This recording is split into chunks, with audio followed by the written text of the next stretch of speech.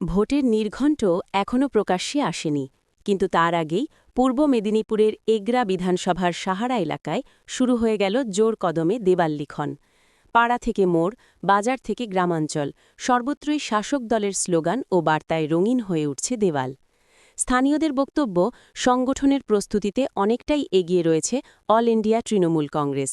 প্রার্থী ঘোষণার অপেক্ষা থাকলেও মাঠে নেমে পড়েছেন কর্মী সমর্থকেরা। উন্নয়নের ইস্যু সামনে রেখেই মানুষের কাছে পৌঁছনোর বার্তা স্পষ্ট। রাজনৈতিক মহলের মতে ভোটের দিন ঘোষণার আগেই এমন প্রস্তুতি বিরোধীদের জন্য চাপ বাড়াচ্ছে। যদিও এখনও চূড়ান্ত প্রার্থী কে হবেন তা নিয়ে জল্পনা চলছে, তবে ঘাসফুল শিবির যে লড়াইয়ের জন্য তৈরি, দেওয়াল লিখনেই মিলছে তার ইঙ্গিত। এখন দেখার কাকে প্রার্থী করে দল এবং আনুষ্ঠানিক নির্বাচনী লড়াই কবে শুরু হয়।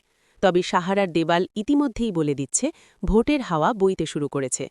পূর্ব মেদিনীপুর থেকে অংশুমান পণ্ডার প্রতিবেদন। ওনাকে দিদি যা মনোনীত প্রার্থী করবেন, হলেও দিদি হচ্ছে আমাদের প্রথম প্রার্থী। মানে সব জায়গায় আর যত বিধানসভা আছে সব কিছু দিদিকে দেখেই আমাদের ভোট হয়। আমরা সেই জন্য দেওয়াল লেখনটা করেছি, কোনো প্রার্থীর নাম করিনি। দিদির মনোনীত প্রার্থী যখন আসবেন তখন মনোনীত প্রার্থীর নাম আমরা লিখব। তার আগে আমরা তো লিখবো না, আমরা লিখছি আমরা যে দিদির সঙ্গে আমরা যে লড়াইটা আমরা নামছি সেটার প্রতিফলনে আমরা দেওয়ালটা লিখেছি। এবং দিদির উন্নয়নের ধারা যাতে আরও অব্যাহত থাকে এবং দিদির হাতটা শক্ত করা যায়, তার জন্য আমরা আরও দেওয়াল লেখা শুরু করছি সারা অঞ্চল।